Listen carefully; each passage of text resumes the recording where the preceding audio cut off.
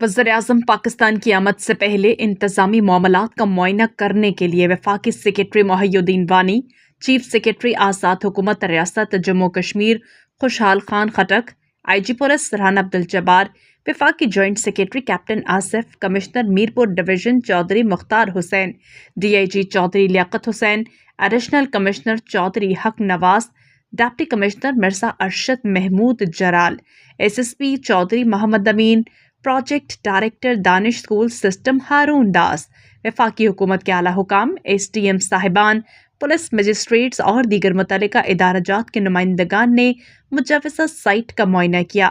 Chief secretary Azad Kashmir ने कहा कि वज़ीर-ए-आज़म पाकिस्तान का दौरा तारीखी अहमियत का हामिल है। आज़ाद कश्मीर भर के लिहाज से ज़िला भिंबर के अवाम की खुशकिस्मती है कि दानिश स्कूल सिस्टम के बड़े मंसूबे का आगाज़ भिंबर से हो रहा है। भिंबर शहीदों गाजियों की सरजमीन और मेहमान नवाज है। मुअज़्ज़ज़ मेहमानान का पुरवकार अंदाज में इस्तकबाल किया जाएगा। प्रोजेक्ट डायरेक्टर हारून दास ने ब्रीफिंग में बताया कि Danish school science and technology system Bhimber के लिए बड़ी नेमत साबित होगा।